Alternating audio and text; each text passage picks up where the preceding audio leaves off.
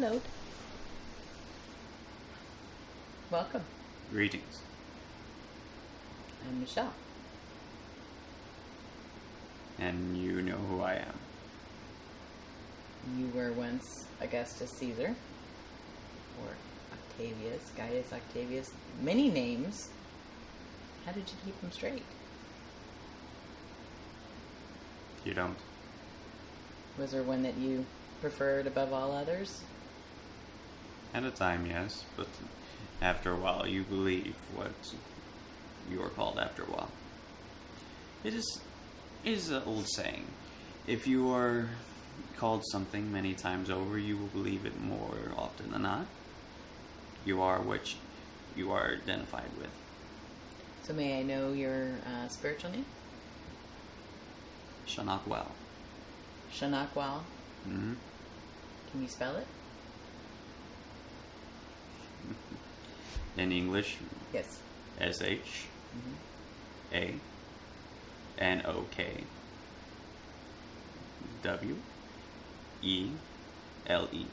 Shanakwal. Wow. You can call me Shanak for short. Shanak. Or well. Whichever you will. Kind of like Shanak. That's kind of cool. Well, I'm very glad that you agreed to come be part of a master's interview and interact with me and pretty much putting yourself out there on this snowy day.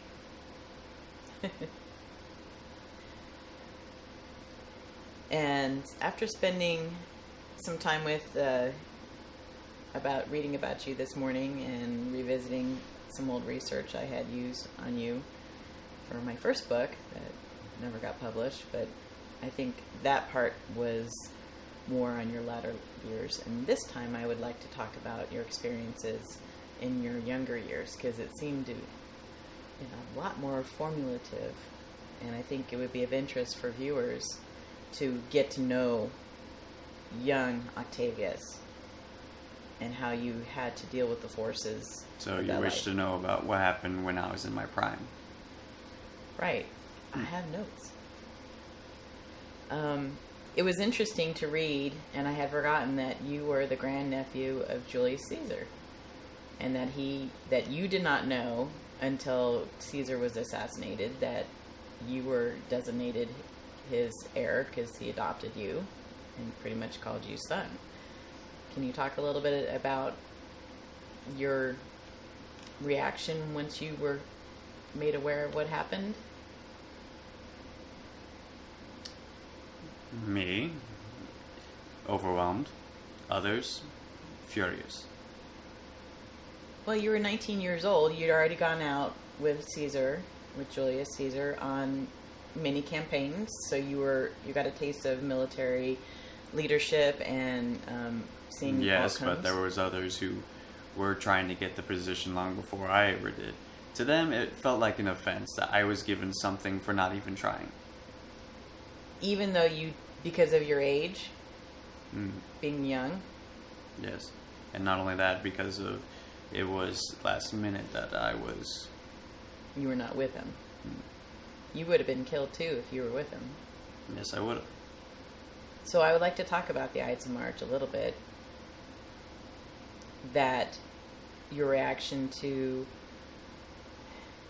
basically the blatant murder of your uncle, your granduncle, because of his political stance and how he was trying to consolidate power in Rome. And I'm sure there's a myriad of other reasons, but from the perspective of the 19-year-old boy you were then, because clearly when you're 19, you're not quite the man, but you're not a youth. It's that sweet spot of you're trying to figure out who you are, I would imagine.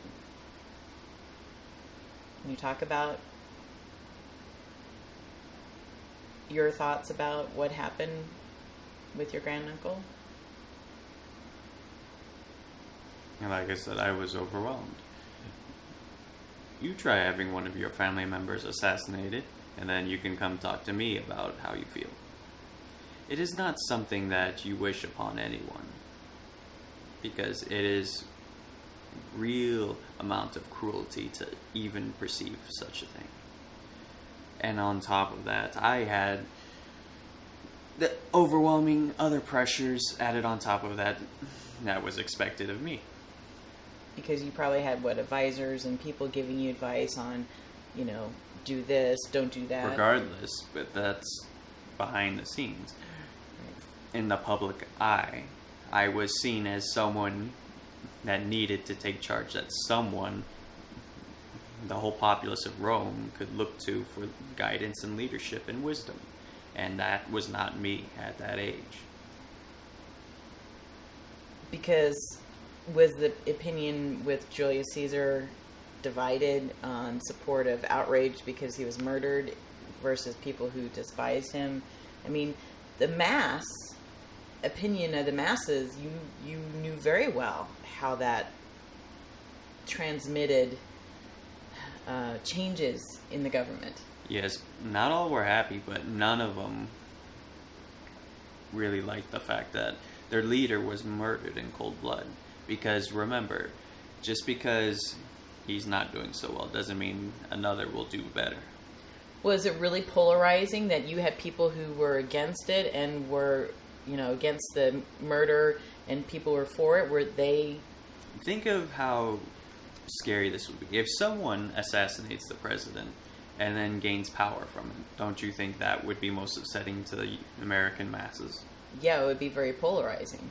Indeed. So it is a similar thing, even though some blamed the murder on me because I had gained power from it, even though I didn't want it at the time. You had only gotten the, designated heir status. Yes, and this coming out from his death out of nowhere immediately, don't you think others would see that I was the mastermind behind it? Even though you were only 19. Indeed, but they will tell themselves anything to either skew the truth or even use it to their own ends. It is the game of politics that's been around for probably since there has been any forms of government. Did they feel that you were a puppet that they could play and put you in position? In that era, people saw me as a usurper, a puppet emperor, or a foolish one. So was there one important thing that really impacted you that Julius Caesar taught you? Not exactly. Because he wasn't... Whenever he was with me, he, of course, gave me some lessons on certain things, but he wanted to forget most of it when he was with me. Really? Why? My guess is that when it was just me and him, it was more of a parent bonding with his child, even though technically I wasn't his child. He prided himself in being able to do that, and being away from all the politics and all the stresses of being emperor at the time, or the leader. Right. They called him dictator. Yes. But dictator's still a leader in the end, is it not? Right.